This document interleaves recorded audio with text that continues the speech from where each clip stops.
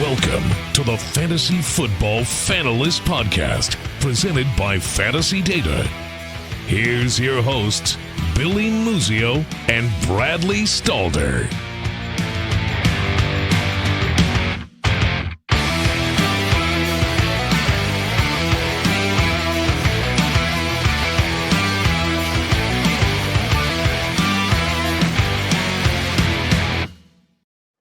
Welcome to the Fantasy Football Fanalist Podcast presented by Fantasy Data. As you can see, no Bradley today. I have Theo Gremminger from GOAT District with me, and we are actually in the middle of a FFPC FootballGuys Championship draft. We waited off till the second round, so we have a little bit more to talk about here in the beginning. We could talk about Theo being in the Hamptons, getting bit by ticks, laying on the beach, or, me at 10 in the morning drafting football over on the West Coast, which is probably the earliest I've actually podcasted before, Theo. So not very often am I getting up early for somebody like this, Theo. It's a historical day for us. This is the first time I'm actually, I'll take it back. It's the second time I'm podcasting from the Hamptons. It's been a good summer. And it's been a wild day, little ticks and beach action, but I'm happy to be here on Fantasy Data. Billy and I competed against one another on the Draft Shark Invitational draft recently, so it's nice to get in the same room and share a team here. Yeah, this is our first shared team together, so I watch out. We're going to be dangerous. I'm going to pull the board up for people to see here now. We just hit the end of round 2. That's the wrong screen. Okay, let's try that again. And Chrome tab, draft board, not room. There we go. And I'm going to zoom in for people to see here. First two picks were chalk: Christian McCaffrey, Dalvin Cook. Alvin Kamara seems to be sliding up more and more and more with the news of Michael Thomas being out. I have concerns. Theo, do you have concerns with Alvin Kamara? Yeah, I mean, I think that he's going to see potentially more volume, but I think it could be the wrong kind of volume. He's a guy that needs to get out into space. He's a guy that needs targets. He's a very efficient guy around the goal line for sure. But I don't know if necessarily receiving a lot more carries and a few less targets will be a good thing for him. I mean, he's going to lack for volume. This could be potentially the most touches he's ever had. But I could see the offense taking a step back. And you also have Taysom Hill, being used around the goal line as a rusher. Because I think at this point, I'm projecting Taysom Hill to see the majority of the snaps at quarterback. I'm not sure if you're completely on that train, but it just seems like that's the way it's heading, in my opinion. Yeah, I think as soon as the Michael Thomas news hit for me, I went back through and adjusted my projections as Taysom Hill as the starter instead of Winston, just because they needed that dynamic on the ground with his legs. So for me, having Taysom Hill in and being a Kamara owner last year, first and foremost, witnessed how much he vultured him. And that's where my concern comes in. He was the RB1 here in 2020, or last year, 2020, I should say. But he had 21 touchdowns. I just don't see that happening again here in 2021, especially with the vulture himself at helm. We could see, red zone packages left and right where we're used to seeing 2 touchdown games from Alvin Kamara, and we may be lucky to get one if Taysom Hill is at helm in rushing it in for 3-4 yards. So I do have concerns, especially with Taysom Hill at helm, but I understand why people are moving him up his rankings just purely on a volume base, but that volume does come with a price. So I just want to pump the brakes for our listeners and our followers and make sure that they're aware of the dangers that it includes. Travis Kelce went to the 4 hole, Devonta Adams up to the 5. Since the Green Bay news, he's been just rising up the boards, and rightfully so. Zeke Elliott at the 6 hole, Stephon Diggs at the 7, Derrick Henry at the 8, Tyreek Hill at the 9, Austin Eckler at the 10, and then we landed Darren Waller at 11. Theo, why don't you walk some of our listeners through why we selected Darren Waller? I mean, I think Waller is a lot closer. In my opinion, Waller's a lot closer to Kelce than some may have him. I mean, I think that the guy's going to have 100+ receptions again this season. He's a very exciting player. He looks to be the number one not only target, but the number one option in that offense. I think everything's kind of built around Waller.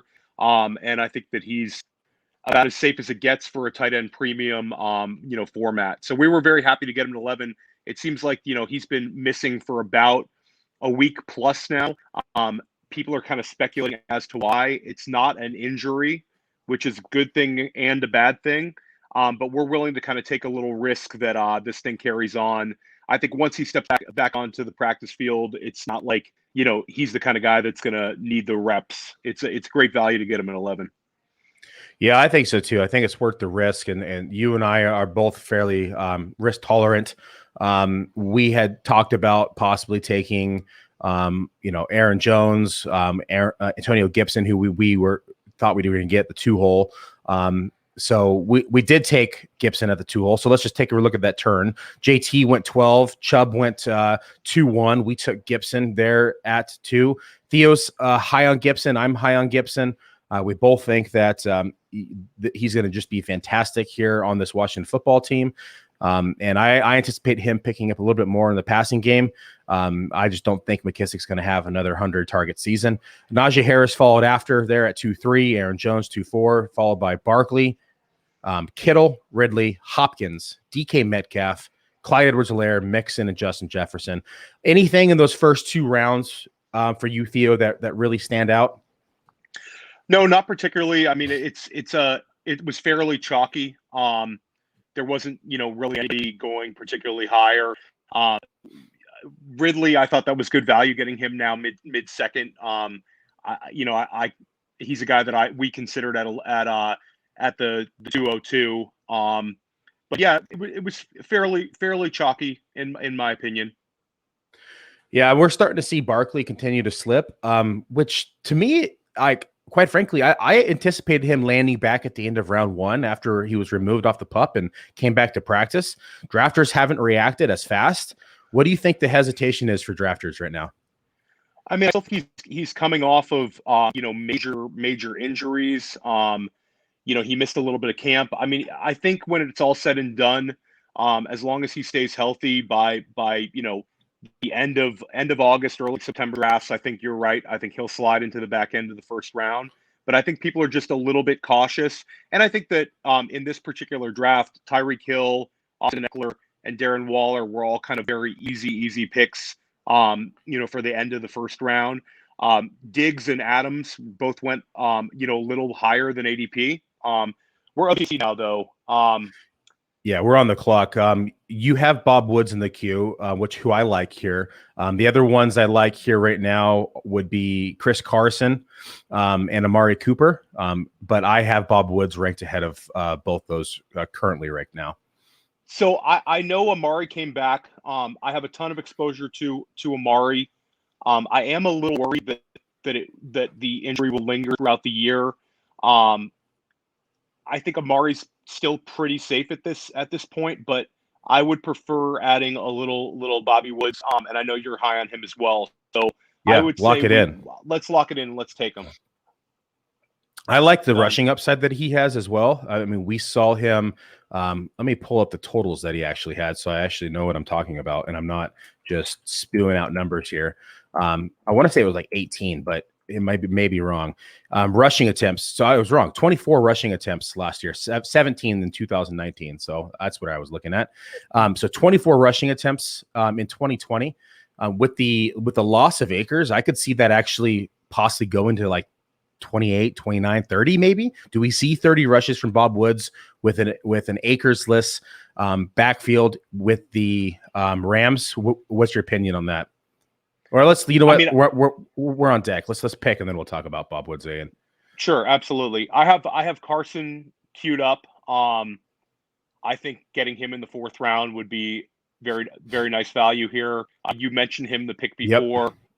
Yep. Is there anyone else that we want to consider at this point? No, Carson's on the board. I like getting my second running back early. We could live dangerously and take Evans, but I'm starting to get overweight on Evans. I like Chris Carson's volume. He just plays a little dinged up at times, but I think I'm more than comfortable taking him with my 4th pick.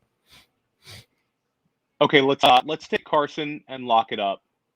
Okay, And that gives us a lot of flexibility now. We have two running backs. We have our wide receiver 1, and we have our tight end 1, an elite tight end at that. So we have tons of flexibility throughout this draft, and we can really go anywhere at this point. Yeah, no, I agree. So back to Bob Woods. I have to take a look at my updated projections, but I think that he may hit 30 rushing attempts now without Akers in town. I mean, 24 last year. This offense used a lot of motion. They do have Stafford in town, though, so maybe not as many. But do you think that we could see 30 rushes from Bob Woods? I think that I'm not 100% sure how they will get him the ball. I think I mean, McVay likes using him as a rusher. I'm not sure if that's just going to turn into like low ADOT targets, but I mean, I think they will definitely use him more around the line of scrimmage than they would have had to with Akers there. Henderson, I believe, has never had more than 15 carries in an NFL game, so I think it's going to be he'll be part of like a committee approach of, you know, guys they're going to mix in for rushes and again the touches right around the line of scrimmage. So yeah, I'm with you on that. I mean, I think he's a very sick pick. People don't get super excited about him. I don't think there's a chance he's wide receiver 1 overall, but I think there's a very good chance he's going to be somewhere in like wide receiver, 9 to 14 range, and he'll be super useful as long as Waller produces with this team. Very close. He had one game over 15 rushing attempts. They had 20 attempts in week 3. 114 yards. But he has every other game in his career is under 15 on the dot. So 15 was the most he's ever had outside that one outlier game. Who do you think is the running back 2 here for the Rams? Are you Xavier Jones? Are you a Funk? Are you Team Funk? I'm Xavier Jones. I've been drafting Xavier Jones.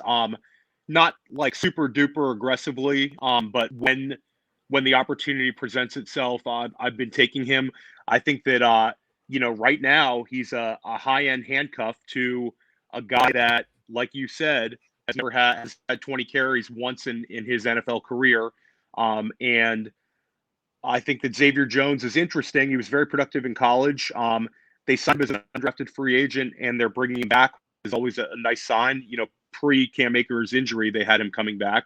And the coaching staff has spoken fondly of him. So I think that there's some appeal with Xavier Jones. He's a bigger back than Henderson. And yeah, I'm Team Jones. I mean, Funk, he's a kind of a fun name, a 7th round guy from Maryland. But I think you have to go with the continuity and somebody who they're familiar with. Unless Funk has some, dynamic end of training camp, I think it's going to be Xavier Jones, and it could just be a guy we're not even thinking about, some veteran that they bring in. But I think the fact that they haven't made a move for a veteran yet kind of speaks well to Jones. You would think that it's been hurt for a while. They could have gone out and signed, a number of guys, and they didn't. So I think it's a good sign for Jones at this point. I agree. Yeah, I have Jones ahead of the rest behind that running back core. I do think that that position will be useful as well, especially in best ball. You just never know what's going to happen, right? But I do think that he will be involved. I think he's going to get his touches, and I think that any running back 2 in that offense has shown to be useful at times. So after our Bob Woods pick, we had Patrick Mahomes went pretty early. I haven't seen Patrick Mahomes land in the 3rd in quite some time.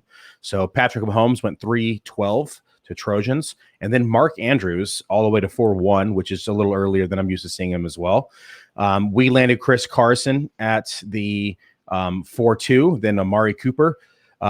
So all the guys we talked about all right there on that turn, pretty much. Bob Woods, Chris Carson, Amari Cooper. Tyler Lockett then went right after Amari Cooper, David Montgomery, Darrell Henderson, DJ Moore, and Mike Evans. Anything here that sticks out to you? Anything that you think, any odd picks between the 3rd and the 4th rounds outside the Patrick Mahomes in the late 3rd? Well, Andrews and Mahomes go a little higher than ADP, but picking at the turn, so he's going to go get his guys. I don't mind that. And I would say that we're starting to see T. Higgins go before Jamar Chase way more often. He just went. People are starting to get very excited about T. Higgins, I think, as they should be. I think that Jamar Chase might start turning into a value. One blurb comes out of camp, one negative article comes out of camp, and people start, pumping the brakes on a guy who I view as very, very talented that could be, potentially a league winner if he starts falling into the late fifth. And nothing else really surprising. Lockett went just slightly higher than ADP. I love Tyler Lockett this year. It's a smash button for me every time he's in the fifth round. So I think him in the fourth round is fine value. Yeah, Lockett for me is more of like a best ball target. I love him. I like Lockett. He has those spike weeks, but he also has those down weeks that, like, for me in FBG and main event, it can be frustrating at times. But in a best ball where you don't have to worry about picking your highest starters week in, week out, like, that's an insta smash for me. But when I'm in a more of a confined league, I typically find myself leaning like Evans or even DJ Moore in that same area. But yeah, I see. I see the reservations. I prefer Lockett when he's like my wide receiver 3 flex. If it's a receiver heavy build, wide receiver 2, you'd kind of have to balance him out with a pretty steady flex. But the guy had 100 catches last year, and I think that he ended the year so poorly that you're getting that discount. He was a 100 catch guy. He had double-digit touchdowns, and they paid him a ton in the offseason. So, I think he'll be right there with DK Metcalf for targets this year. Probably get more targets. I would imagine right about the same. I just think he's a value. And I can see the reservations on consistency, but those smash weeks still matter. And I'm happy to get him when I can. Great. So we had, after T. Higgins, Chris Godwin, Josh Allen, Julio Jones. And Julio's a name that has just a really wide range of ADP. I mean, I've seen him go, late fourth. I've got him at 5'10" the other day with David Hubbard, which was a discount, which I gladly accepted. But I just think that this year more than ever, we have so much ADP flexibility in these drafts. What's your opinion on Julio? Are you concerned that he has been in camp much with the injury? Or are we just expecting him just not to practice much like he always does and just hit the field running come week one? Yeah, I don't get too worried when Julio misses practice or camp. I think it's just, treating the veteran to some rest time. I'm not aggressively getting him, but the 5'10", that's an easy smash. And I think some people want to just go and get Julio. Some people are enamored with him and think that he'll be, potentially wide receiver 1 this year. I think he's a pretty safe wide receiver 2 this year. I'm an A.J. Brown guy. So again, here in the early fifth, I think that's fine. When you start seeing Julio in like the early fourth, I'm not really into that as much. But where you got, I think that's great. Yeah, I'm not as keen on him in the fourth as well. Like I'll take a stab on him middle to late fifth, but I prefer AJ Brown, of course. So I just naturally, as Bradley would say, what goes up must come down, and for me, that down is Julio Jones. I do think him being there helps AJ Brown a bit, especially with coverage, but I'm not as keen on Jones as a lot of people are. Jamar Chase finally went here at 5'5", so he is starting to slip. We were seeing him as early as the beginning of round 4 for a couple weeks. So his ADP is starting to settle with those camp blurbs. Separation seems to be the concern right now, although a couple blurbs popped up on Friday about Tuesday. My days are all messed up because I haven't been working much this week. So on Tuesday, some blurbs popped up that his separation was fine at camp now. So just caution to those who follow all the camp news is they will write about anything. Like Theo stubbed his toe in camp. He's gonna miss week 1, right? Those are the kind of highlights that we hear inside camp. Everything is highlighted. Everything is brought to the surface, and anytime there's anything anything possible that they can blurb on, we're going to hear about it. So pump the brakes, use caution, and then just decipher what you believe to be true or not. It's a silly season. They don't have anything to write about. So every day there's one thing on Twitter that kind of moves guys a couple spots that shouldn't.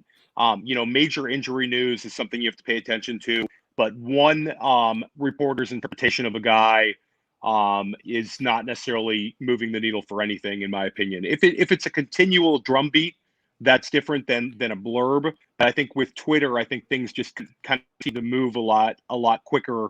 And it's kind of a dangerous thing. So, take the value where you can, especially when guys like a Jamar Chase start slipping into the late fifth. It's great. Gobble them up right there. So we are 4 picks away, 3 picks now, 4 picks still. What are we thinking here? I like a lot of receivers on the board. Do we want to get our third running back and then just from there on, because we know that we're going to get a wide receiver coming back in 7. What do you typically like to do on this turn?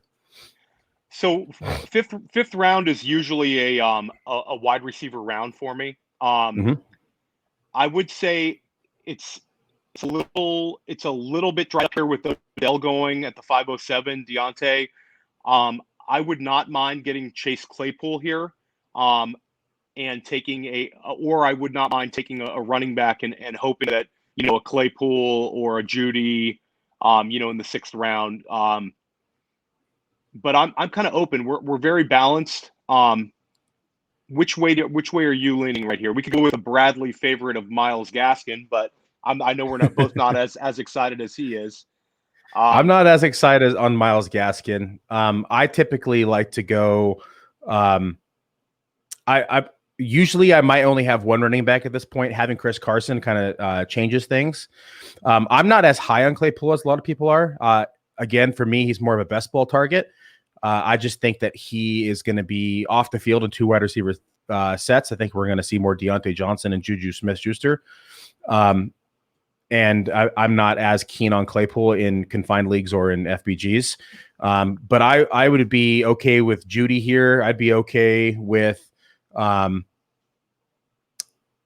I would be okay with a running back here if we wanted to. But I don't think that I think there's going to be one on the turn as well. So I say let's lock up Judy. Judy just went. Oh, Judy just went. Okay, so this. Yep. Okay, so you know what? I could add my first Claypool share in FBG. I don't think I own much. I think I might have two shares. Okay, so I'm okay if you like him. I'm okay with adding him. Yeah, I like him. I have a ton of Juju. I've taken Juju quite often in the 7th round. It was kind of like an auto pick. I think a Claypool here in the 511s maybe a little early, but it locks up a potential high end wide receiver 2 for us. And we have such consistency with Woods that we can kind of deal with Claypool as being a little less consistent. So I say we take Claypool and give you your first Claypool share. Okay, I'm okay with it. Go ahead and lock it up. And then I guarantee one of those running backs makes it back. Or we could keep hammering the wide receiver position. But I normally like to mix in another running back here just because I always seem to like a receiver who comes back to me at the 7-8 turn. Like you're able to grab somebody like LaVisca, you're able to grab somebody like Debo. I always seem to be able to find somebody that I really like there. Yeah, no, I'm with you. I think we go running back here. Be interesting to see what Trojans does. He went running back. Does he leave all of them on the board? This is not an ideal situation for him. It looks like he kind of waited on wide receiver, and it's definitely dried up a bit. So let's see if maybe he pushes Juju up the board. Galladay's kind of slipping a bit. He took Javonte Williams. Okay, so he takes Javonte.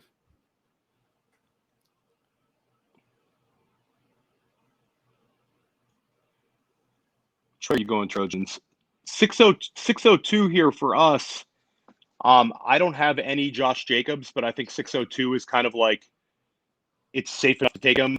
Myles Gaskin, this is fine value for him. I mean, these 6th round running backs are all okay right here. I'm not a huge. Yeah, it's all vanilla. It's very Let vanilla. me take a look at shootout schedule. So Vegas plays Cleveland week 15. Vegas plays Denver week 16. Those are tough matches. And then they have week 17, Vegas plays the Colts. That's a really tough. That's a bad shootout match. Yeah, so let's avoid another Vegas. Gaskin does have the week 14 bye, which is kind of annoying, but it's doable. Yep.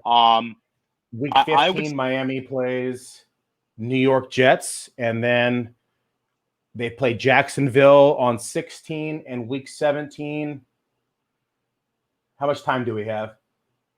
30 seconds. I say I lean Gaskin. Tennessee again. Let's go Gaskin. That's a good matchup. Yeah, let's go ahead and take him. Okay.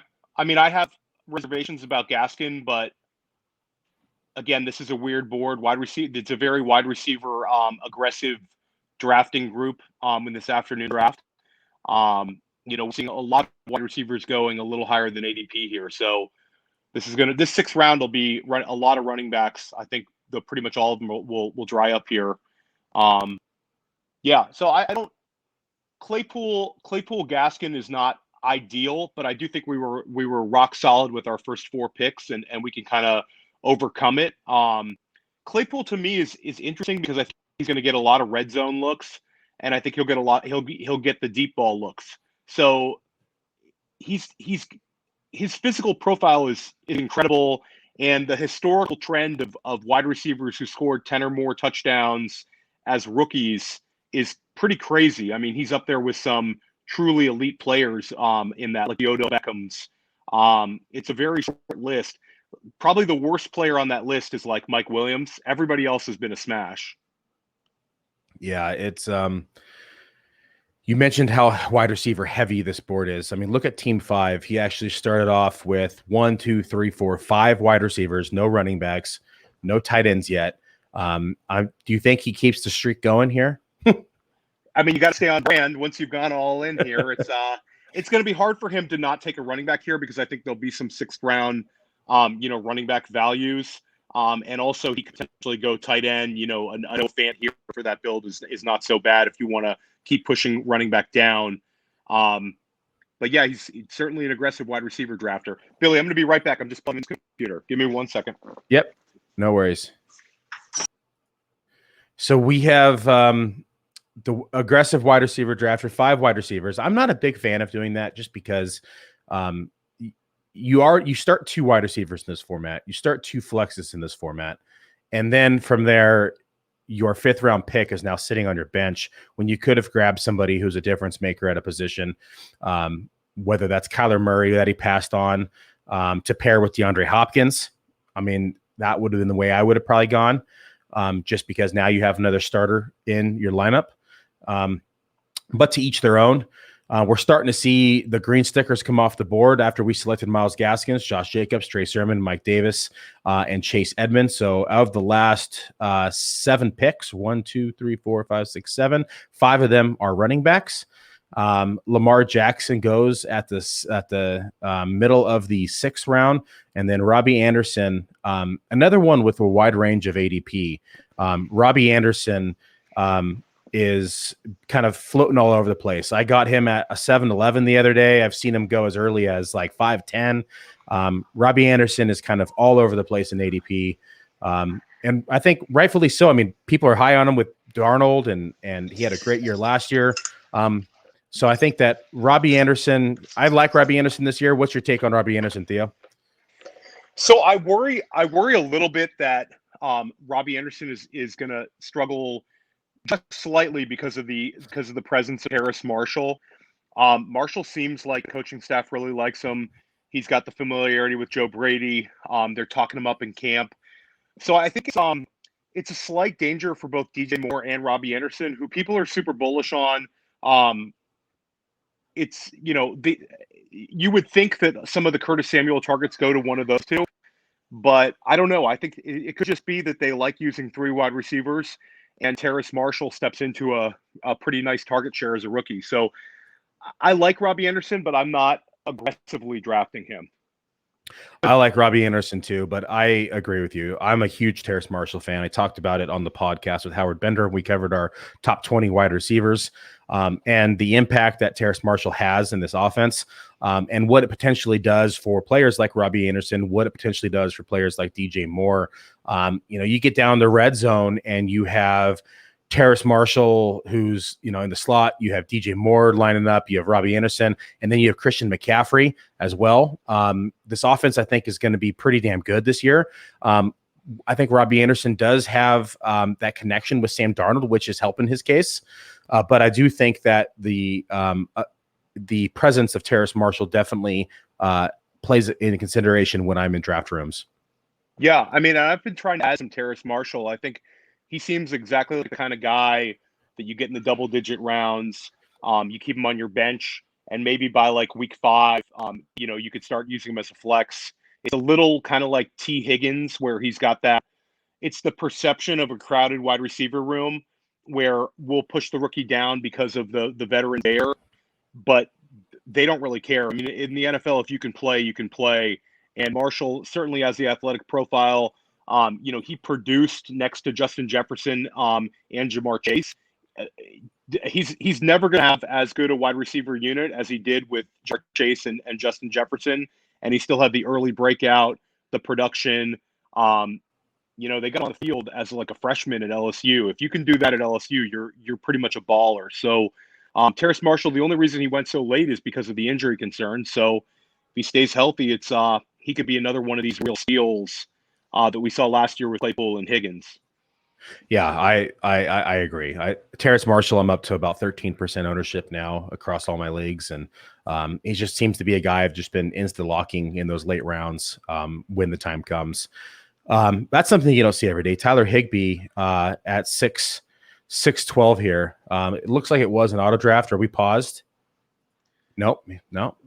He's it's a little. I'm not really into that. Higbee, there's always people who really love Higbee, and I get that there's kind of reservations about Dallas Goedert with Ertz still there, but I'm never ever going to consider taking Higbee ahead of Dallas Goedert, and I'm not taking Higbee ahead of Logan Thomas, and I don't really have much Logan Thomas, but I think Logan Thomas is a safer play than Higbee as well.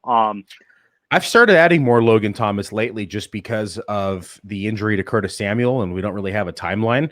My reservation with Logan Thomas heading into the year was, number one, check down Alex is gone. He saw an inflated amount of targets because of the quarterback at helm.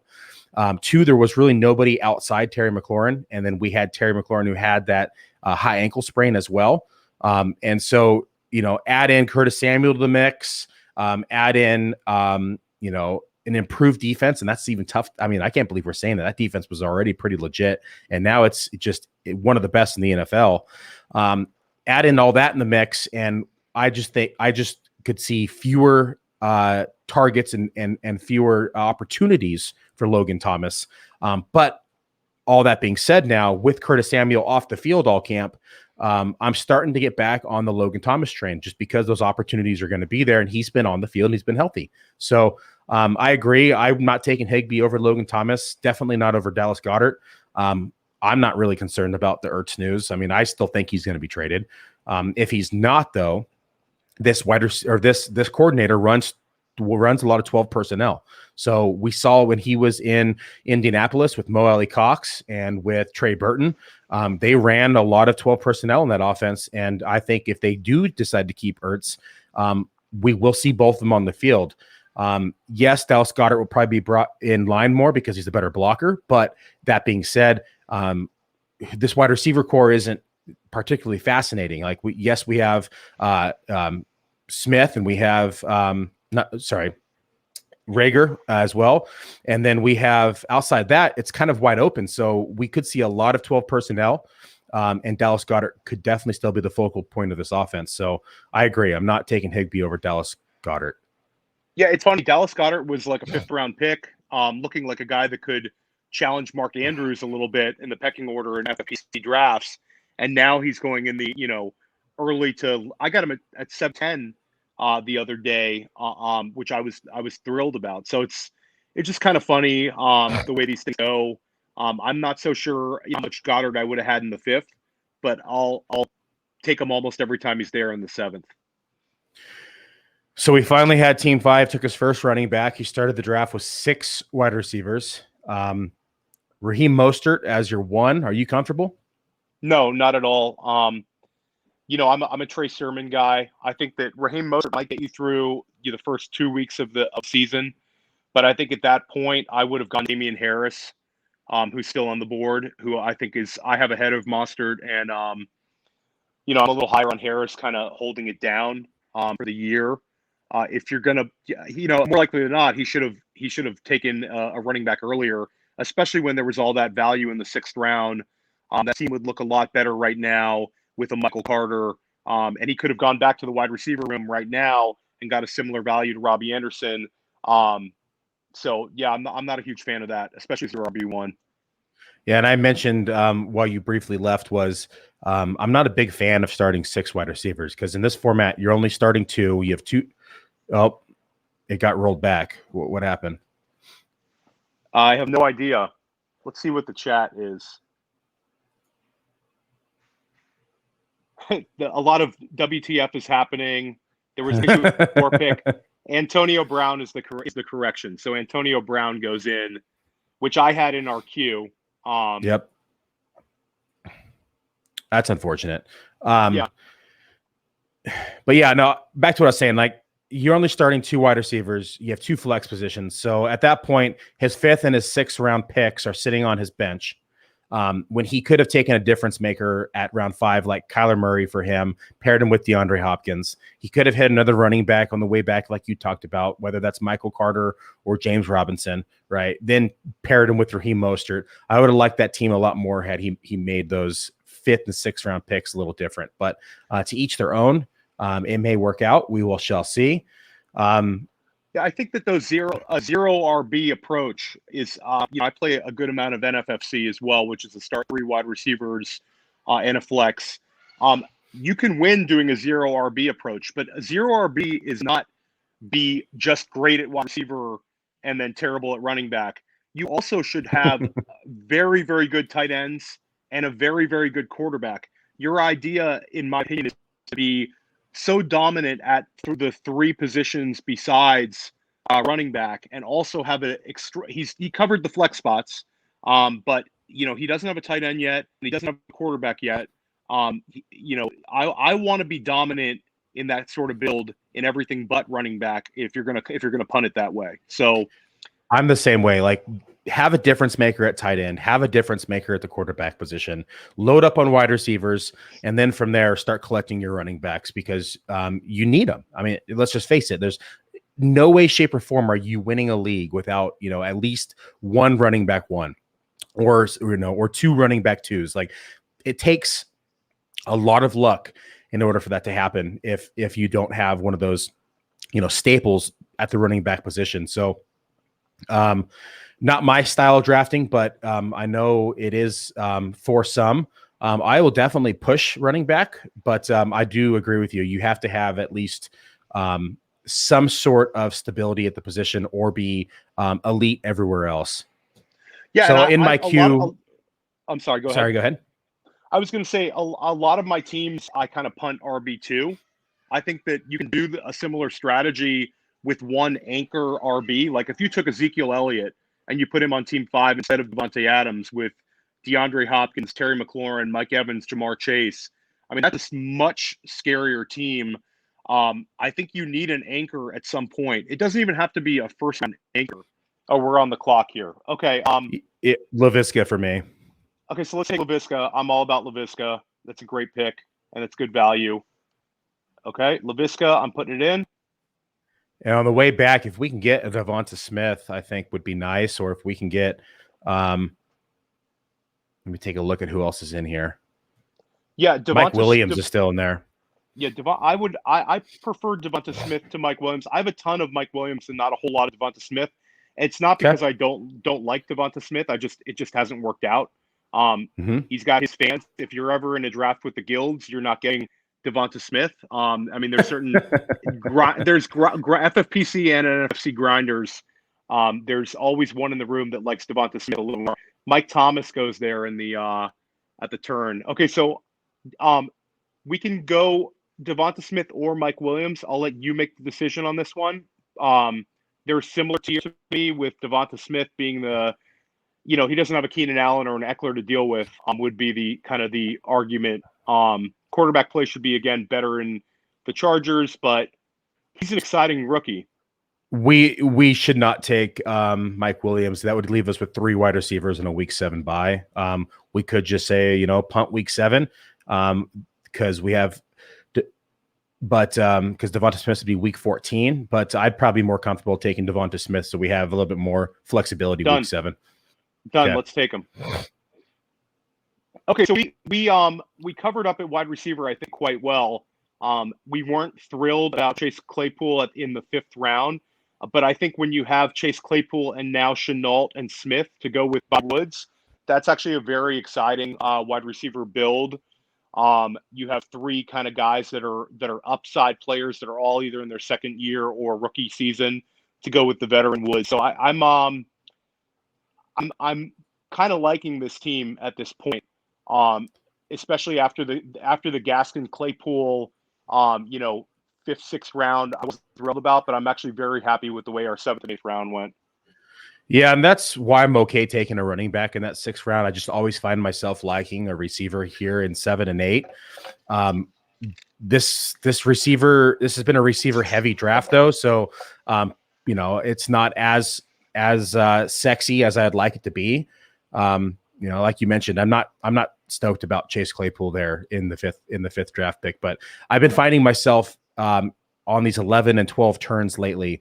It's just been tougher to find value, tougher to find someone that I've been liking. Like there was a good streak for about a month where I was really enjoying these 2 spots. But when the injuries happened with Akers and, Michael Thomas, you started seeing this ADP board shift. And even if it was just a couple spots, people started taking wide receivers earlier as well, with Devonta Adams coming, with Aaron Rodgers coming back to Green Bay. So all that ADP just shifted a bit, and just ever so slightly enough to where I wasn't really thrilled about the 11 and 12 turn anymore. I've just been finding myself liking my teams better in that like 6, 7, 8 range. But overall, I agree with you. I think we recovered nicely with Shenault. We covered nicely with Devonta Smith, and it kind of cleaned up our I should say vanilla 5-6 turn. Yeah. I mean, again, having Claypool, even if you don't like him, I think that it's a player you don't want to have zero exposure to. I think that especially if you're a high volume drafter, you have to kind of be willing to be wrong. And I think that he's the kind of guy that if he hits, he's going to hit really, really big. And I think that there's a chance that, he's unstartable. Like you said, that offense could be, weird, and he could not be on the field a lot, as much as we thought. He could be more like a, 60% snap guy, and it's not so good. But I think that he's the kind of guy that I prefer having as like a wide receiver 3, but I want to have some exposure to him, even though I'm on team Juju. Juju's just been so easy a draft pick this year in NFC and FFPC for me, because he keeps falling, and when he's going as like the number 3 wide receiver on his team, it's just, I mean, I hit the smash button for him in the 7th round quite often. The guy is going to have 90 catches again. We've already seen him be a top 5 wide receiver. He's 24 years old, and people just try to like avoid drafting him. It's not cool to draft Juju. It's a little funny. Yeah, so I have my nearing 100 teams now here on FFPC. I have 20.73% Juju. I'm at 4.88% Claypool. So I do have some exposure, but not a lot. There you go. And I bet you that exposure to Claypool was like 7th round Claypool. He's starting to move up a bit because, it's the first preseason game. Tomlin decides to play all his starters, and I think Claypool had 5 or 6 targets in that game. So it's funny. The first preseason game shouldn't move the needle on pretty much anybody, but it did. So there you go. So Damian Harris, that's great. I think that's great value for where we're seeing Harris right there. Yeah, he was going in the 7th pretty frequently. 8 is abnormal now for him. If I pull up Fantasy Mojo here, I'm going to see what his last few days of ADP is. Yeah, so early 7.2 is where he's been going here as of late. So good value there for him. Of course, Team 5 passed on a running back and chose Aaron Rodgers. Damian Harris would have made so much sense for that team, but I'm never going to complain. The Devonta Adams, Aaron Rodgers correlation play, maybe that was his plan all along. I mean, who knows? It's a weird team. And he had that first 3 rounds is just a beautiful wide receiver build. I mean, he could have gone, multiple ways the rest of the way, and it could be the best team in the league if he would have built it just a little differently. So, put Miles Sanders there, and put Michael Carter instead of Evans and Anderson, and take Mostert out and add Tyler Boyd, and you've got a much more dangerous team. Yeah, I agree. That's why I've been really liking these like 5 through 8 picks. You have so much flexibility in builds. You can really do anything. I mean, you can take a player a half round early or whatever you may want to do just to differentiate. But I just love the flexibility out of those 5, 6, 7, 8 holes lately.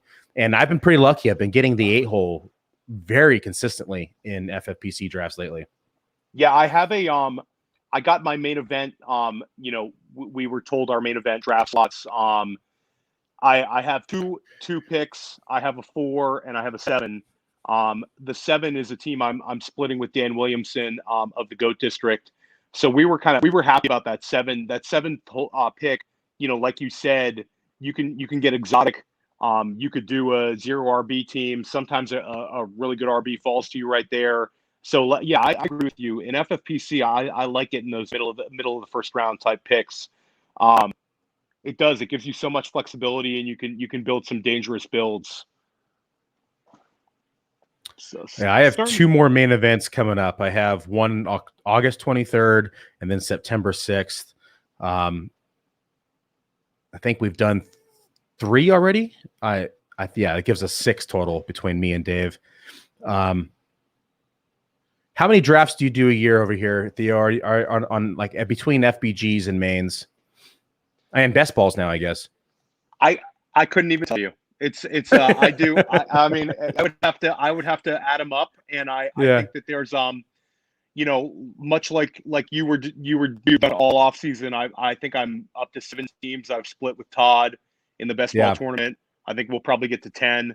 I have 4 main event teams. I split 2 with Dan Williamson. I have 2 with my good friend Nima Nasseri, who I've split teams with over the years.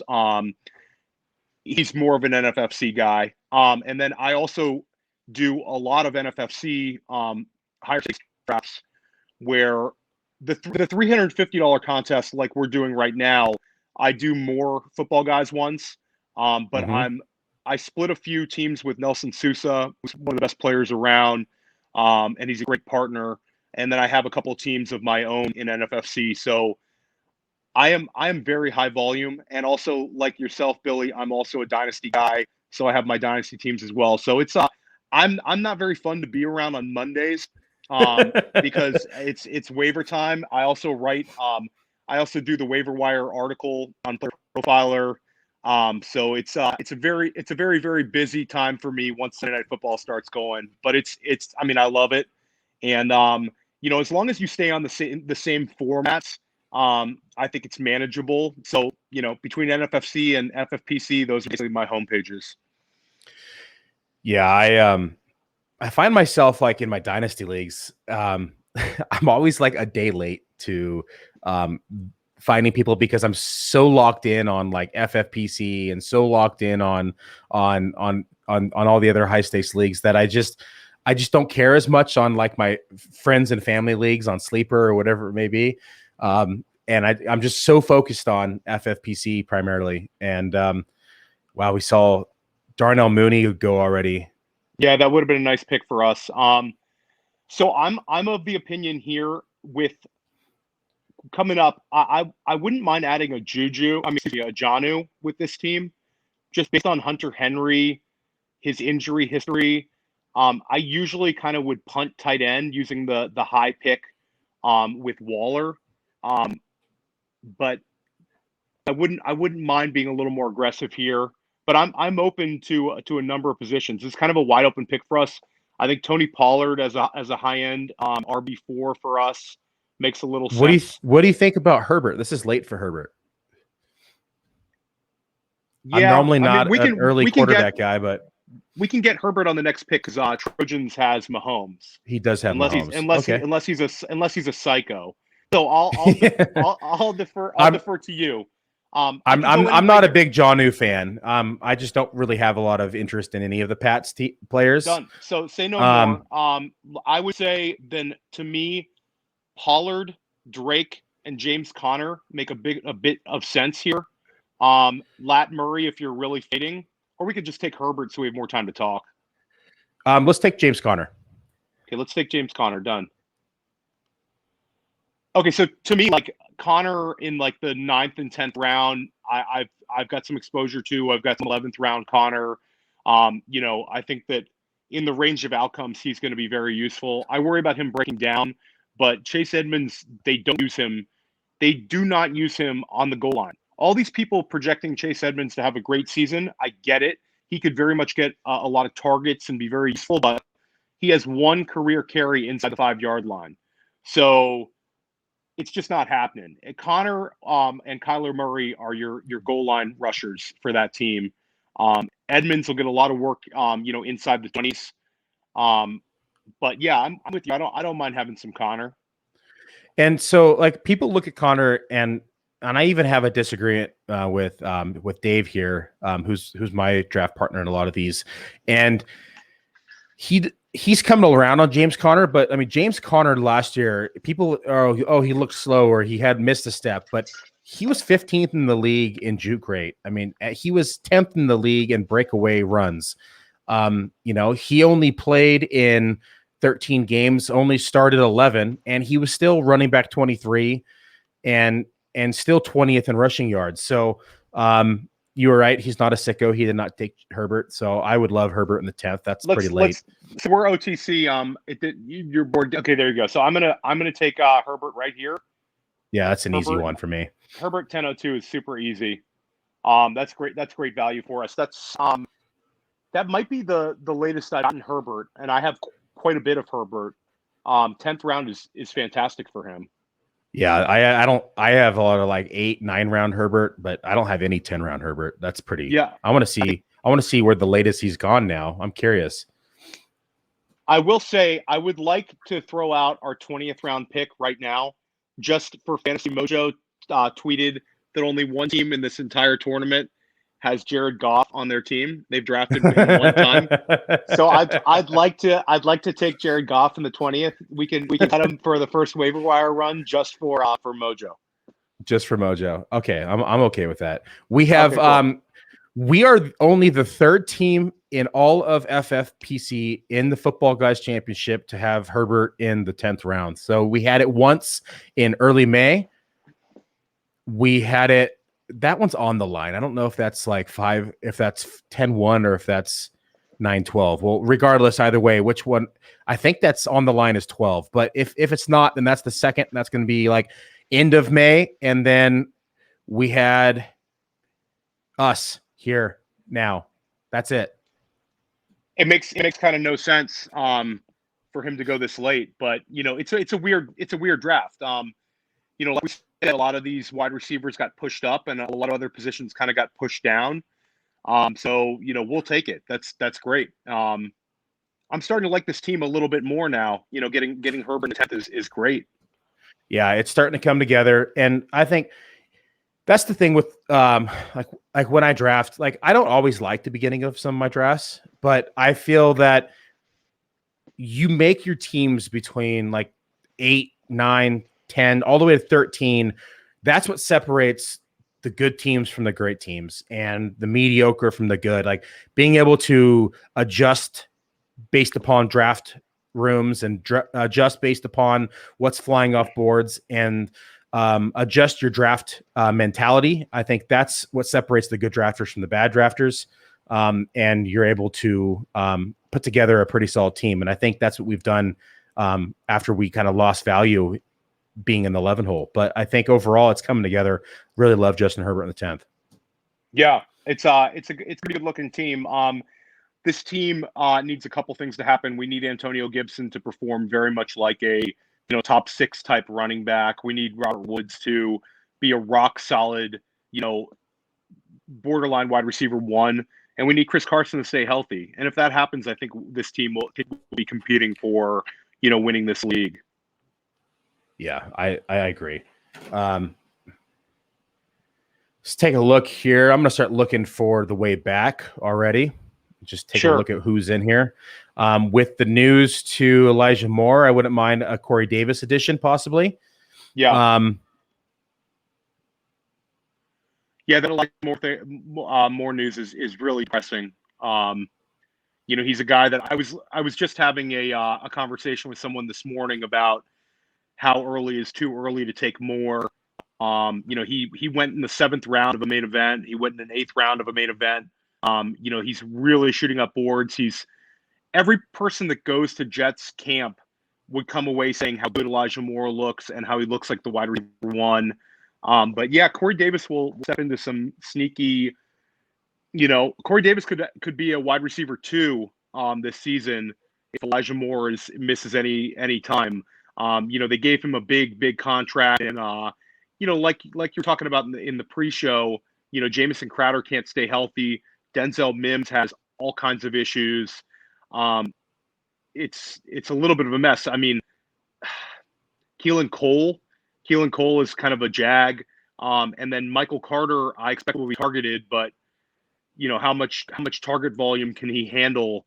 That offense could really head south without Moore, as they were already a bottom 10 offense. But they could be really poor without the dynamic Moore. So let's hope that it's not anything crazy. Yeah, Corey Davis went right at the end of the 10th anyhow. So not even giving us the opportunity. And I wasn't expecting him to make it back, but it's always nice to dream. You're starting to see Devin Singletary creep up a bit. He was kind of an afterthought maybe 3 weeks ago. There's been some reports he's having a good camp, and Moss has taken a knock or two. It seems like Moss is, he struggled with injury last year. He's struggling with an injury now. Devin Singletary, people are starting to bet on. I'm not so sure I would take him in the 10th round, but he's starting to go there occasionally. Yep, Xavier Jones moving up boards as well. Yep. We already talked about him. David Johnson went in the 9th. I missed that earlier, but that's a player who I've been able to get pretty regularly in the 10-11 turn when I do pull the trigger. So heard rumblings that he was listed as number 3 on the depth chart.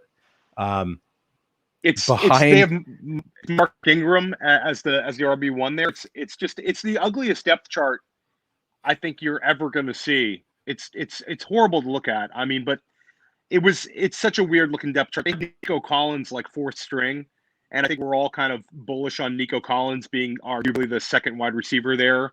So David Johnson is the running back to own there. If you want to draft a Texan, do what Billy's doing and take David Johnson. The rest of the guys, I mean, you can have Lindsey. I don't think anything with him this year. And Mark Ingram should not be drafted. I agree. They can list him one, all they want. It's like Peyton Barber last year. Peyton Barber in the preseason was getting some run as the RB1 in Washington, and he was drafted late, and you're cutting him after week 2. So that'll happen if you take Ingram. So Hollywood Brown goes in the 11th. Okay, we're coming up here. We're kind of wide open. You Terrace. Will Fuller's been hurt. I'm just going to throw Henry Ruggs on this queue. Okay. I wouldn't mind a Ruggs, especially if Waller doesn't play for whatever reason. It gives you kind of that safety outlet. It's almost like handcuffing, but I know it's a different position, but it does give you kind of some safety there. Yeah. It's actually funny. I'm not sure what the pecking order would be if Waller was to miss time. There you go. Henry Ruggs just goes, so it doesn't really matter. But yeah, I think Ruggs and Edwards would both be appealing. And I actually think Foster Moreau, if Waller misses another week, I'm going to start firing Foster Moreau in like the 19th, 20th round. Gruden likes him, and he always talks up Moreau. I think if Moreau had to start, 4 weeks, I think he'd be, tight end 16-ish. He wouldn't be nothing if Waller missed. But we're not worried about Waller yet. I'd much rather deal with an off the field thing than some injury. So Lance goes. Yeah. Okay, so I see who you have queued up here. I think it's a nice time to take him. It's early by ADP sense, but I think we feel good about our team's balance. And I don't want him to go here at the turn. So why don't we take Terrace Marshall, who we talked about earlier? Okay. I like him. And get a player we're excited about. Okay, that's good. Did your guy Marvin Jones go yet? Yeah, he went back in the end of 10. Okay, I missed that one. Okay, I was going to say that would be a nice one to pair up with Visca. Yeah, he's been sliding. He's been sliding upwards. Shark being hurt. Jones always outperforms ADP. Billy's got so much Jones right now in like the 14th, 15th. It's hard to talk him into it in the 11th or 10th. But I'm with you on that. I think Jones is great. That's where I loved him. Like he was going, like I was getting at the end of the 14th in the beginning of the years, and it was crazy that he was going that late to me. We're back on the clock. There's really not a wide receiver here that I'm like, I think is a difference maker. I don't mind Nyheim Hines here. I was actually going to mention his name. And I don't mind Cole Kmet if you want to have a second tight end. So I would be Hines or Kmet here. We both seem to be thinking about I like Hines. them both. I like Hines a lot, but I also like Kmet a lot too. Who could we could take Ferkser late if we passed on Kmet. I think we can take some more running back darts next time. Hines is very safe. I could kind of go either way here. We have 15 seconds. Let's go ahead and take Hines just because we do have the Waller. We could lock in Morneau late. We can grab somebody like Ferkser on the next pick. Or we could even, if we have to, we could take somebody like a Jarwin too as well would work. I think that there's plenty of value at tight end having Darren Waller as the number one. We could even say, sorry, Mojo, we're not going to take. We might just skip Jared Goff. I think it always looks square where you take two tight ends from the same team, but I think that taking Moreau in the 20th, just in case it's like a contract thing with Waller and he holds out like a week, a week kind of just absence, plug and play. Plug and play. So I don't mind taking Moreau in the 20th just to see what happens. I think it's probably wise. Yeah, so I think that's the way to handle the Waller situation. I don't think you let him fall in drafts. I think you just kind of cover your back with a Moreau. So I'm really liking our 9 through 12 picks here. I felt like we got some value. I know we took Terrace Marshall early, but we're both high on him. And Nyheim Hines kind of made up for that earlier pick on Marshall. Yeah, and Hines is kind of like a discount Gaskin, in a sense. They're both going to get, targets. And Hines is just so beat up right now. It's, the guy was so productive last year, and he's still going to be part of their offense. I don't see how he's not going to pay off at a 12th or 11th round ADP. He's not going to win you your league, but he's a very useful guy to have as your, RB5. And he's a great guy to take if you do want to go with this modified zero RB approach. He's a great guy to have because of his weekly floor. If you're absolutely able to kill people with your wide receivers, tight end, and quarterback, you can get with a couple of RB2 weeks of Nyheim Hines. So it's a very popular drafting approach. I've done it a number of times. Andrew Schellenberg, who I've drafted with a few times from the GOAT District, he's basically a zero RB guy. He's done that modified approach a ton. The ship chasers have a lot of Hines. So these zero RB guys and modified zero guys are wisely taking Hines. But even for a balanced team like us, I mean, he's a useful player. And if anything happened with Jonathan Taylor, wheels up for Hines. He was an efficient rusher last year as well. He ran for, I believe, 400 to 500 yards last year. And he had a couple of nice long rushes as well. He's just a dynamic player when the ball's in his hands. Yeah, and he has that not only does he have the upside in the receiving game, but he also has the burst and some breakaway. So I like Hines. I actually own over 12% of Hines across all FFPC formats. I mean, you look back at some of his games, and I think most of that is in best ball, but he has just some really explosive weeks. Like week 1 last year, 19.3. No, that's in standard. Let me go to PPR. 19.3. So 27.3 fantasy points in week 1. He had 10.1 in week 3. He had 21.2 in week 8. He had 28.5 in week 10, and then 17.5 in week 12, 12.2 in week 13, 11.5 in 14, 10.4 in 16, 12.7 in 17. Even with Jonathan Taylor on the field, I think that Nyheim Hines has his own role and his own place in this offense. And I think he's a very safe PPR back. Like, I think regardless of JT or no JT, I think that Hines has a place, and forget about it if JT goes down. I mean, Hines is just going to blow up. I mean, and so I think that him in the 12th is for a balanced build, a very safe selection with upside. Yeah, no, for sure. And I have a few guys in our queue now. Komet is still on the board. Darrington Evans, who we both have a lot of. Blake Jarwin, and then I'll put Ferkser in there. And the other player that I have queued up is Marquez Callaway. Can you please call him by his real name, Ferk Daddy, please? Ferk Daddy, there you go. This would be a Bradley favorite. If we walked away with Ferkser and Gaskin in the same draft, it would just be like, and Herbert. And Herbert. So this would be a very, very Bradley centric draft. Callaway just went.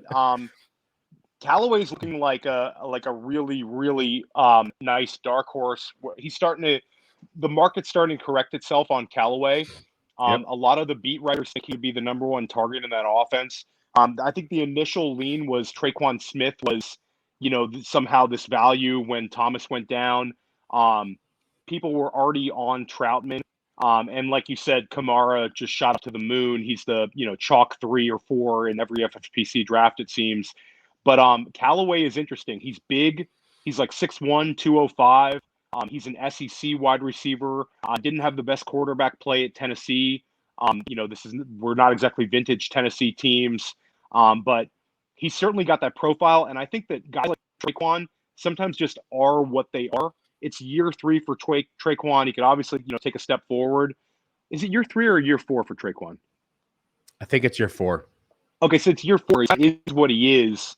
And I think Callaway could be like a real sleeper this year. So I bet you he starts going in like the 11th. He's already starting to creep up. I saw it in the NFFC, which is, again, a little more wide receiver centric. But it's kind of like the Bryan Edwards and the Callaways are kind of like those guys starting to creep up. Komet here at 13-11 would be fantastic. It's a smash. Yeah, it's a smash play for me. I'm really hoping this guy doesn't take him at 9 hole. He only has one tight end. I'm just going to pull up one other guy.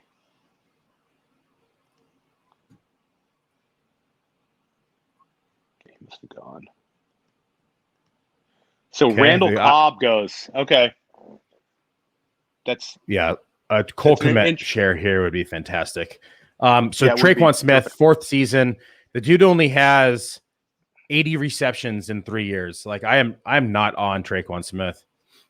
Cole Komet, we get sniped right out of us. Son of a bitch. That's very painful. Very painful. Okay, so Trojans only has the 12th hole only has one. They have 2 tight ends. We can get him on the way back. Plus, I'm good with either one of those two, Blake Jarwin or Ferkser. Okay, if we're gonna carry a QB2, Justin Fields would be a nice pick, or Lawrence with the correlation. I don't think we need one, but if you want to get one, I think a Fields or Lawrence makes a little sense. Yeah, I'm not typically a quarterback 2 guy just because I prefer to use that on waiver week if you need to. Week 1, I like to go with more dart throws. I'm okay with, I guess, 16 seconds here. Let's take our tight end. Which one do you prefer, Okay. Jarwin or Ferkser? I own more Ferkser, so let's take Jarwin. Okay, done. Let's take Jarwin, and then let's talk out a few other guys to consider here. We have Smith, so I think having Rager would be a nice build. It kind of protects us. Potentially, they both could be usable, but if one goes down, the other could potentially see a little more volume. I would like Rager here. But I'm indifferent. I like Rager also. I own a lot of Rager, so you do not need to talk me into Rager. I'm fine with Rager. Okay, done. Let's take Rager.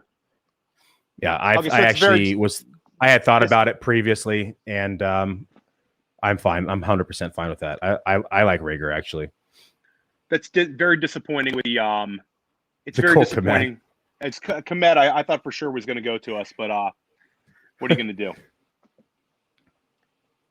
We got the magical Herbert falling to us in the 10th round. I guess we got a little greedy thinking that we were going to get 13th round Cole Komet to go with it. Yeah, that's interesting. So you're generally taking one quarterback. How have you liked your 2 quarterback builds? Have you done some, or is it just mostly been one? I'd say out of every FBG I have, I may only have 1-2 quarterback build, and it's because I took somebody like Trey Lance as my quarterback 1. Yeah, I actually did that the other day where I had a Stafford and Justin Fields combination. So yeah, like Fields and Lance, I like having a second quarterback. I'm kind of maybe 50-50, either a naked quarterback build or a 2 quarterback build. I think for me, it's kind of like when the value falls to a certain spot, I don't mind having that second quarterback. I think if I have a guy with an early buy, like a week 7 buy, and there's a high-end kind of quarterback 2 I could keep, or if I kind of punt quarterback a little bit and take one late, I don't mind having a 2. But yeah, I could go either way. It's either a naked, QB build or 2 QB. I kind of go either way. So it's interesting to see what other sharp drafters are doing. I think that if you talk to a number of people, they'll go both ways on it. Yeah, for me, with all the preseason, especially with camp, I especially in earlier drafts, like as you get closer to the start of season, I'm more okay taking that second quarterback because the chance of injury is reduced. But this early in camp, or we're in July, I hardly ever take a second quarterback just because, like, look at the people who had, like myself, Darrell Henderson around 10, 11. And then as soon as Akers goes down, the people who have late round stabs, late in drafts, like when you're able to take like a Chuba Hubbard in round 14 or Darrington Evans. And what happens if one of those big names go down, like Derrick Henry or CMC, and rather than taking that quarterback, that second quarterback in that range, you're taking those stabs at running back, just in case there is an injury. And if there's not, then great, easy cut week 1 if you need a quarterback and you can adjust on the fly. Because a lot of these drafts, you're seeing names like, Ben Roethlisberger, Baker Mayfield. In some drafts, in earlier years, in earlier weeks, like we saw Ryan Tannehill on waivers because pre-Julio news, I was getting him around 18 in some of these drafts. So you're able to grab a viable quarterback off the waiver wire for week 1 because you have that first round to go to make any adjustments that you need at quarterback if need be. Yeah, I think that's a great way of looking at it. Bad things happen in the preseason and you have more chances of a guy gaining value at another position than quarterback, which is pretty stagnant besides like the, Fields and the Lances, the guys that are a little more, less experienced guys can gain value, but most quarterbacks it's pretty stagnant. ADP doesn't really move for quarterbacks.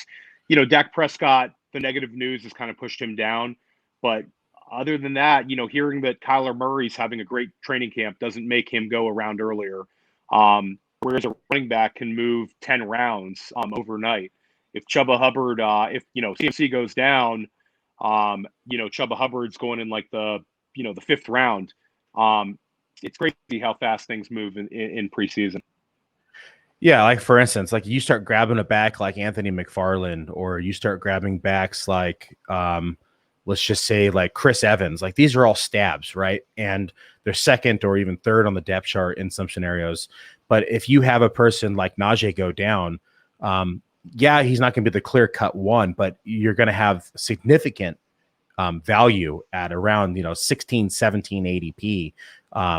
Who would have gone around 10, 11, 9, if not earlier, had that 1A been gone. So I like the stabs, and I'm always fine cutting 2 or 3 if I need to come week 1. I can always find a wide receiver on the waiver wire in FFPC.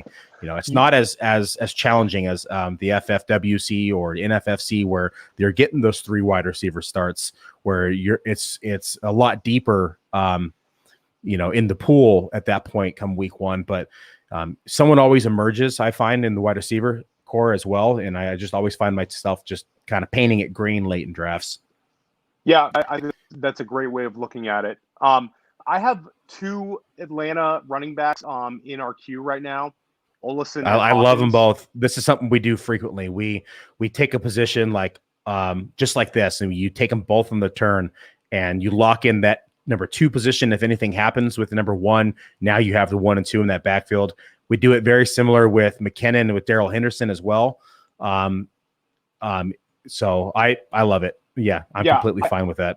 Yeah, I think you and Dave were spot on with this. I have more Olsen, but I think more people are on Hawkins. Is that how you're reading it as well? We're starting to see a shift in tide. I think Olsen's starting to go ahead of Hawkins, where like it was pretty uncommon for Olsen to even be drafted earlier in drafts. And then with all the camp news now, with him running with the 2s ahead of Hawkins and even getting first team reps, we started seeing Olsen kind of sneak ahead of Hawkins, and Hawkins in times, go undrafted now, or very, very late, around 18, 19, 20. So I like double dipping like this. I think it's a great strategy. And then, if it pans out, great. If not, then great. It's one of your first cuts, and you cut somebody else and pick someone else that you need. Yeah, I've double dipped with whenever I take Melvin Gordon, I like to take Mike Boone in like the 20th for that same reason. I think that's a nice double dip. I had in a draft with Nelson in the NFFC right about this same time, like the 15th, 16th round, where there's literally no wide receiver you'd take in like the 19th or 20th round of an NFFC draft. We took Christian Kirk and AJ Green, just bang, bang, with the idea that one of them could emerge. So I think it's a great way of looking at it. Some people might say it's bad strategy because you're using basically, 2 picks on one position, but I think it's great strategy because, your 15th round and 16th round picks are often cut guys anyway. That don't pan out. So you're giving yourself a better chance that one kind of works itself out. And if something happens with with Mike Davis, you might have 2 guys producing. You might have Olsen, which would not be the best scenario for us, but you might end up having 2 guys that are like top, like an RB2 and an RB3 potentially. One guy gets the passing work and one guy gets the goal line. So I like it. I say we do it. Now, game theory wise, which one do you take first? As long as it, they come to us 2 picks from now. I like Olsen first, just because he's got more of a stranglehold. I like Hawkins' talent more, but he is falling in drafts, and I think that he just has a better chance of making it back. Done. So let's take Olsen, and I'll say that if the team 12 does take Hawkins, I'll throw out the Tampa Bay defense to get a rock solid, high end defense. What are your thoughts on that? Yeah, I'm fine with that. I was going to say Jerick McKinnon too, but he just went. Yeah, McKinnon. I was kind of made fun of during our hardway draft. I like McKinnon. I don't remember who made fun of me, but they said, "Oh, McKinnon." I took McKinnon like the 15th, 16th round. But yeah, I'm with you. I like McKinnon. I think he's the back that I think could be more valuable than Darrell Williams. So we're on the clock here. Let's take Olsen. But yeah, I'm with you on McKinnon. I think McKinnon, if CEH went down, would have many useful weeks, as a pass catching back. We've seen Andy Reid with backs like Darren Sproles, and I think that he would get the ball to McKinnon on easy, dump off passes. It would be great. Okay, so JB and Hawkins, it worked out. We're able to do it. Yep. Okay, cool. Lock it. Bang bang. Okay, good stuff. All right, so this the is, Jerick McKinnon piece, good. I think I just love I love his usage, especially like if the Chiefs utilize him in the same fashion that the Niners did during his very productive weeks last year, where they used him in the passing game, they used him, on sweeps, they used him, they utilized his skills well, and I think Andy Reid can do the same.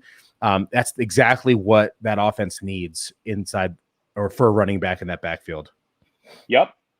And Darrell, it's kind of another situation where, we see kind of what Darrell Williams is. Every time he kind of gets a chance, he kind of lets you down a little bit as a fantasy player. I think he's more of like a useful player in real life football, and in fantasy football, I think it's kind of a guy that'll never really produce. So I'd rather take McKinnon if I'm drafting a backup Chiefs running back at this point. They went and got him in free agency. We saw him have some useful weeks in San Francisco, like you said, and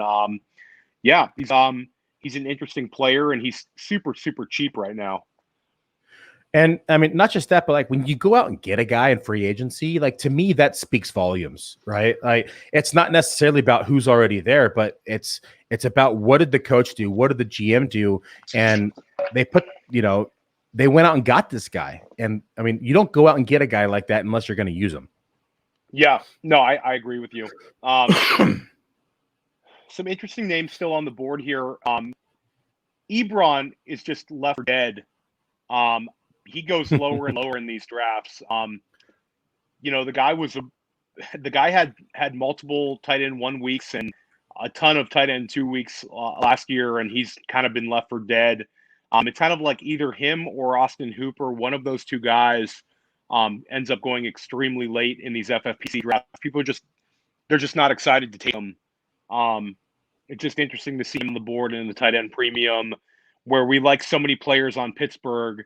I don't know if it's the fear of Freiermuth or he's just a boring old veteran, but he's always there late these days. Yeah, I think that people are overreacting to Freiermuth being added when he's a better blocker, I think, than he is a route runner.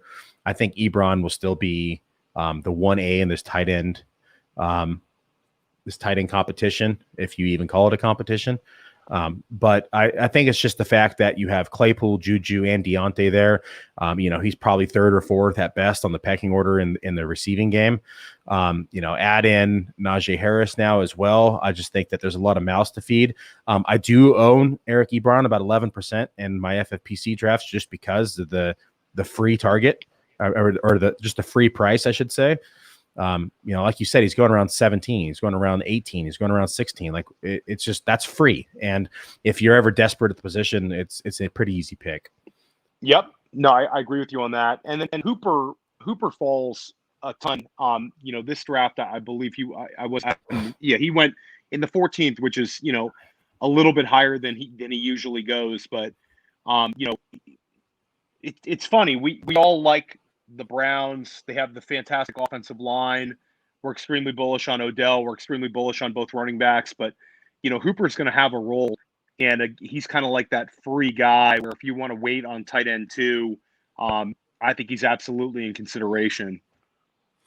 Yeah, I've been wanting to build a build, and I haven't done it yet, but pushing back tight end and grabbing somebody like Hooper and Ebron late and grabbing somebody like Baker late, because Baker goes 18, 19, sometimes undrafted in these. And as bullish as I am on Baker, in week 1 they get Kansas City as well, so he could have a hot start and just keep the momentum going. But I've been wanting to build a build where I just wait on both positions, push those back, take the values there, and then hope for the best at the tight end position between those two, and just lock in wide receiver and running back early and just hammer it, and then see what happens. I'm going to build it before the season comes, because it seems like the longer I wait, the deeper these values are getting. Yeah. Baker, you kind of opened my eyes up to Baker a little bit. I like the Browns' weapons, but, your MVP bet on Baker kind of opened my eyes a little bit. If he's going to hit that, he's going to have to smash.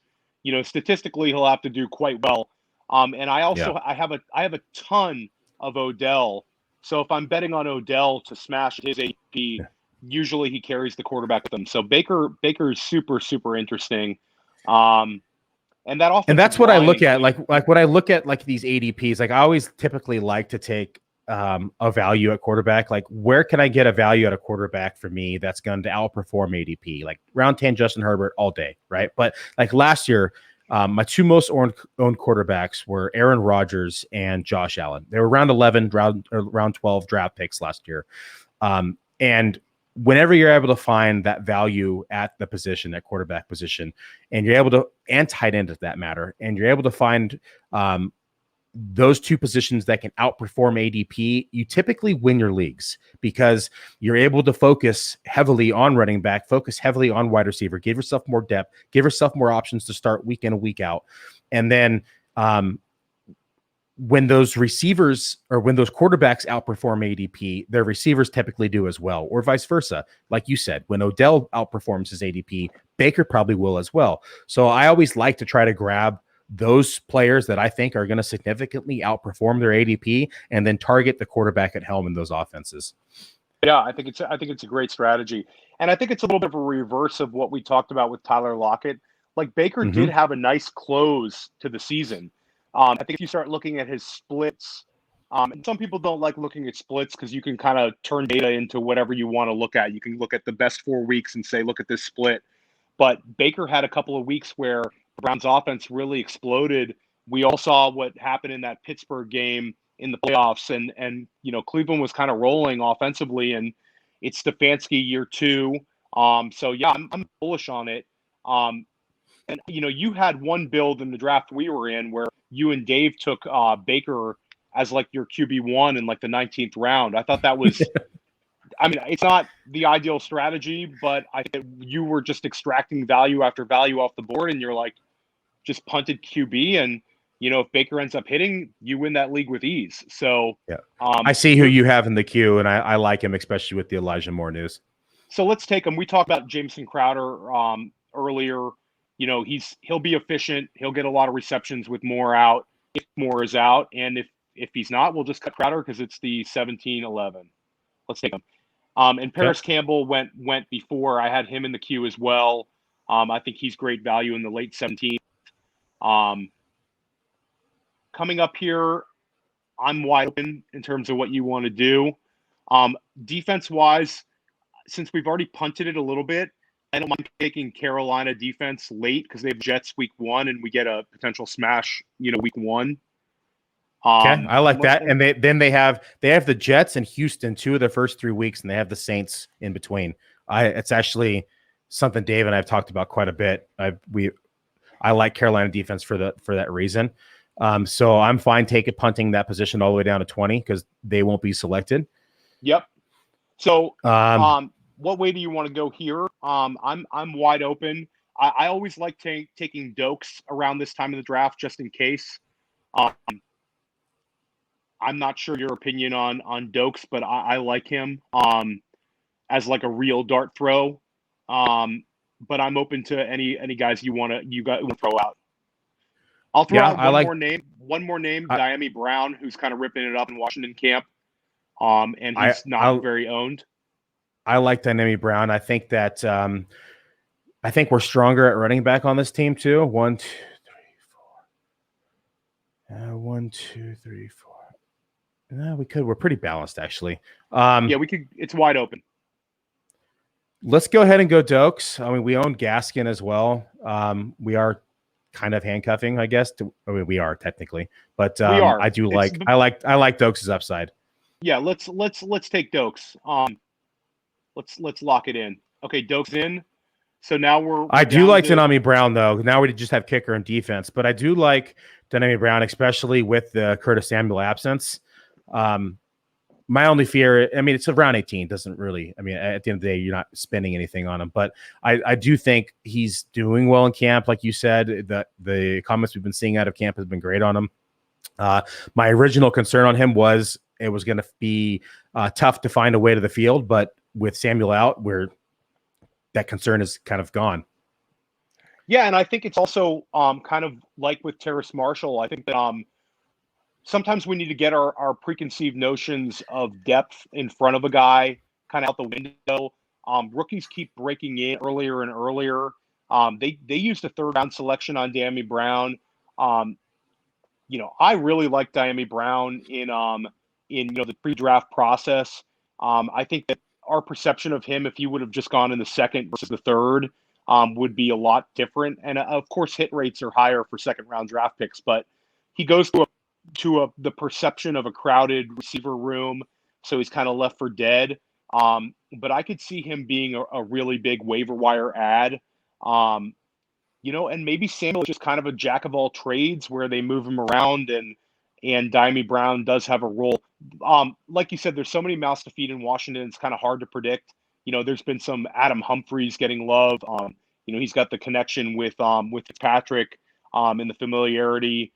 They have a lot of weapons, so it'll be kind of interesting to see the way the pecking order is in terms of targets. But I would not be surprised if at some point in the year Dyami Brown becomes a thing. Yeah, I could see it happening. So kicker defense. We'll wait on defense. Is there any kickers you've been adding many times over, or it's kind of whatever? I've been adding, of course, a lot of Matt Gay. I've been adding a lot of Robbie Gould, a lot of Rodrigo Blankenship. Always because I'm pushing the position and they're always there. I also like fair weather kickers, right? Hence why I like Matt Gay and Robbie Gould. They're kicking primarily in fair weather all year. I was taking Lutz before the injury because he's kicking in a dome half the season. Yeah, what a tough loss for best ball drafters, where Lutz was one of the for early best balls. I know I have I believe it was actually the fantasy data one where you had a really, really good best ball that we did earlier. And I think Lutz might have been one of my kickers on that team, where it's just it kills you in best ball when you lose a guy potentially. They always say he's coming back, but things linger. I went back and looked at that draft, and I hated that draft when I did it. A couple reasons. I auto drafted twice, talking talking during the pod, and it just kind of messed up my draft strategy. But the other ones where I just felt like, there was a tough room. There was no value anywhere. But I went back and looked at it, and that's one of those drafts I got Marvin Jones at the end of the 14th.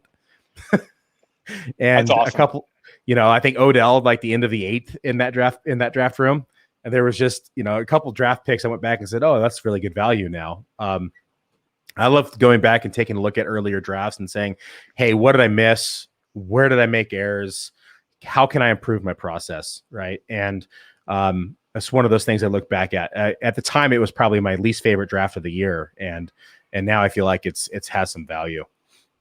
I think the easiest way to improve your draft process is don't stream it when you're doing your high society and your main event drafts with Hubbard. Yeah, exactly. That's probably the easiest way. When you're trying to interview, there was I think you got each guy in the draft on camera at some point in that draft. I think that was a tough putt. That's a tough putt for you.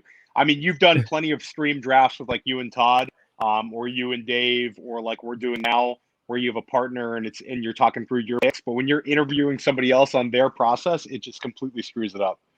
Yeah, and then not just that, like then you're like managing like the time of each person on. You're managing when to add the next person on. You're trying to manage the clock. They're talking at the same time. You don't want to interrupt them and let them know you're on the clock. You're trying to be like courteous of their comments. Absolutely, yeah. I mean, we've done a lot going on. Yeah, you got to be able to interrupt people in these. It's like a when you're podcasting, you want to let people say things, but when it's all bets are off. Hey, you know what? I'm sorry, I got to make this pick. I can't talk right now. It's a tough balance. So we're coming up here. Matt Gay, I'll cue him up. I like him as well. You said, we might as well take our kicker first. And I'll go. I'll throw Blankenship in there. Blankenship could actually be sneaky because I think that's going to be an efficient offense, even without Wentz potentially. But they might be kicking more field goals. Dimey Brown's starting to go. Dimey Brown goes in the 19th round. He's moving. He sure is. Okay, so let's take Matt Gay. Okay, lock him in. That's and good. Then we'll take Carolina week 1. So Team 12 did the very rare double tap kicker, double tap defense, and triple tap quarterback. You said you had questions earlier if he was a psycho. I think now you have your answer. He's the Jeffrey Dahmer of FFPC. Yeah, he's definitely a psycho. I mean, we've seen more psychotic drafters, but look out for Trojans in your drafters. All bets are off. So we will gladly take this Carolina defense. Carolina defense, Denver defense are both defenses I'm looking at if I kind of don't get one of those high-end defenses. I don't mind streaming defenses. It's one of the worst things about doing high-volume teams is having to stream defenses where it's another thing to worry about when you're trying to do waivers for 40 teams. So having a set it and forget it defense is, I think it's great for a time management perspective. But streaming defenses is always the best approach. If you do 4 or 5 leagues or 2 or 3 home leagues, streaming is the way to go. If you stream appropriately and you listen to sharp guys like Billy and Bradley on Fantasy Data, you're going to get some good recommendations on which defense to start, and a lot of times they're available. So let's lock up Carolina, and that's a good draft. That's a fun team. Yeah, it came together. There was definitely it started off a little rocky, I think, with the value just not being there at receiver. And you see that when a guy starts with 6 receivers and people start pushing people up boards. But I think it came together. Like I said, the difference between good drafters, great drafters is being able to find values and put together teams there in late rounds. I think that's something that you and I both do well, Theo. And I think it came together for this team as well. News in is Big Mike now is dealing with a hip issue here in camp. So that's tough all to of see. those. I mean, that's always his concern, though. I've always had that concern with him year in and year out. He seems to miss games. I've joked around on the pod before and said he's the only guy that I've ever seen in the NFL that can hit his ass and his head on the same play when he lands. And he just always seems to play like dinged up. I don't think he has ever played a full 16 games in his. Oh, he did in 2018, but he only started 5 games. But I mean, in 1, 2, 3, 4 years, he's only played 32 games. So yeah, it's. I would say that it makes if there is anything with Williams, makes me like Keenan Allen even more. I think he could have an absurd target share. Eckler, Eckler's already going about as high as he can go. So, it's really hard to kind of push him up, but I think Keenan Allen would end up being a consideration at the 2-3 turn a little more often. Andrew Schellenberg and I had Keenan Allen at the 2-3 turn, one draft, but he usually goes, like you see here, in the early third. And then I think Jalen Guyton would be interesting. I like Palmer. Palmer's interesting as well. He's the direct backup to Williams. I have plenty of Palmer in Dynasty, but that's a good call. It'll be interesting to see. It's a 3rd round draft pick. He's big and strong. He's certainly not as big as Mike Williams, but he would be the biggest wide receiver on the team besides Mike Williams, I believe. Yeah, and they added him early 3rd. I felt like they drafted him as possibly the Mike Will replacement as Mike Will enters the end of his tenure here, possibly with the Chargers. I think that's kind of like a safety outlet just in case. But we see these X receivers in this Lombardi offense do well. Mike Will's talented. He just hasn't lived up to the expectations of his, draft capital. I like the talent when he's on the field. He makes, phenomenal catches. It's always a health concern with him. I just pulled it up. He's only played 32 games in 4 years. I mean, that's awful. It's horrible. You know, you're talking about 8 games a year on average. I mean, it's you can't rely on him in terms of health, but when he is in the field, he's spectacular. So I also think Donald Parham is a guy that, like, you know, we don't want to get too excited about preseason. I'm interested to see Parham. I think that Cook, it's the perception that Cook is clear cut as the tight end 1, but I do think Parham kind of has that athletic ability. He's the former basketball player. He's younger. Could they have brought Jared Cook in as kind of like a bridge tight end? That's the kind of thinking that I have at that position. But it's a very easy team to draft. It's, you know, I really want the quarterback, the RB1, and the wide receiver 1. Williams was kind of like pushed up to about as high as he could be getting drafted anyway. So if Williams goes out, I mean, I just think it makes me want to overdraft Eckler and Allen even more, because they're going to get such a large target share. I agree. Well, Theo, I want to thank you for coming on the show. It was a draft blasting with you. We put together a pretty solid team. Always like to hear your reasoning and your bring on your football knowledge. So thanks for joining us. Why don't you tell the listeners where to find you, your Twitter handle, give them the plugs, the 411. So you can find me at the OG Fantasy on Twitter. I'm pretty regular on Twitter, posting my draft boards. You can find my writing on Player Profiler and Breakout Finder. I'll have a couple of pieces coming out before the season, and then I will be doing the waiver wire article on Player Profiler throughout the season. It should be some good stuff on there, and I always kind of keep an eye out for the FFPC and NFFC guys. If you want kind of a deeper ads, it's a good waiver wire to read. And then you can find me on the Go District podcast. We've had Billy on before. He was a fantastic guest. Tonight we have Dwayne McFarland coming on at about 9:30 Eastern time. It'll be broadcasted on YouTube. We have a few other great guests lined up for August. We have Zachary Kruger from RotoViz. We have Chad Schrader from Winning Every Fantasy Format Known to Man, and a few other guests like that. So, we've had some great guests on, and we'll continue to churn out as many good pods as we can. Well, thanks again, Theo.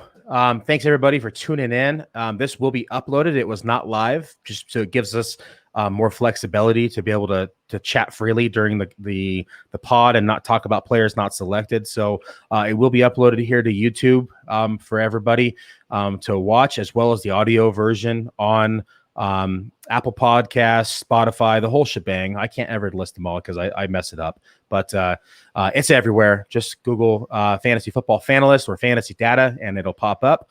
But thanks again, Theo. Everybody, have a good day. We will be back here later today with Jason Moore from the Fantasy Footballers at 2:00, going over a Draft Sharks draft that we did with Theo and with Dan. So it'll be a fun time, and looking forward to that one as well. Have a good night, guys.